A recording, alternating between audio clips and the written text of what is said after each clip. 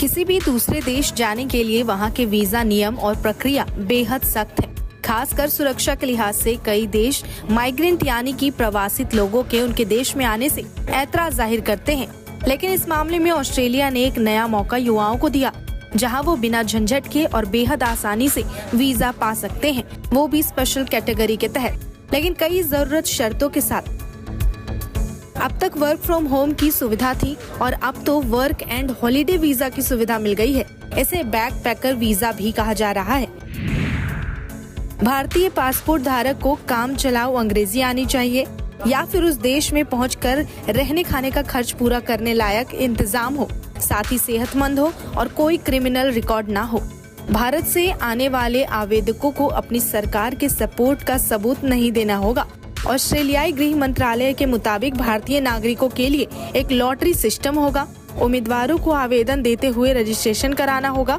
इसके बाद लॉटरी से चुना जाएगा कि हर साल किन हजार लोगों को ऑस्ट्रेलिया जाने का मौका मिलेगा। ऑस्ट्रेलिया की साल 2024-25 के वीजा नीति में बदलाव के तहत इन देशों के नागरिक वर्क एंड हॉलिडे सब क्लास 462 वीजा के लिए आवेदन कर सकते हैं। इसके लिए बैलेट प्रक्रिया अपनाई जाएगी। इसका पंजीकरण शुल्क 25 ऑस्ट्रेलियाई डॉलर यानी कि करीब 1414 रुपए है। चुने गए लोग ऑनलाइन आवेदन करके वीजा प्राप्त कर सकते हैं। ऑस्ट्रेलिया, भारत, चीन और वियतनाम के नागरिकों के लिए work and holiday visa ballot प्रक्रिया शुरू करने जा रहा है। ये पहल इन देशों के युवाओं को ऑस्ट्रेलिया में छुट्टी बिताने और काम करने का मौका देने के लिए की गई है। चीन, वियतनाम और भारत के नागरिक जो पहले से वर्क एंड हॉलिडे वीजा धारक हैं, वो भी इस बैलेट प्रक्रिया के जरिए दोबारा वीजा के लिए अप्लाई कर सकते हैं। वर्क एंड हॉलिडे वीजा 18 से 30 साल की आयु के लोगों के लिए उपलब्ध है। वीजा धारक 4 महीने तक ऑस्ट्रेलिया में छुट्टियां बिता सकते हैं, पढ़ाई और काम भी कर सकते हैं। इन दिनों अमेरिका से लेकर तमाम पश्चिमी देश इमिग्रेंट्स का मुद्दा उठा रहे हैं। उनका कहना है कि प्रवासियों की बढ़ती आबादी से उनकी खुद की पहचान खत्म हो रही है। रिसोर्सेज के बंटवारे पर भी स्थानीय नाराज है। वहीं इस पर हाई टाइम पर ऑस्ट्रेलिया उदार वीजा पॉलिसी बना रहा है। तो क्या इस देश में अवैध घुसपैठ की समस्या नहीं है या उसे खतरे का अंदाजा नहीं है? इस देश में लगभग 75 लाख प्रवासी हैं, जिनमें करीब 8 लाख तो भारतीय हैं। ये स्किल्ड लेबर और कामगार दोनों ही हैं, जिनसे ऑस्ट्रेलिया की इकोनॉमी को मदद मिल रही है।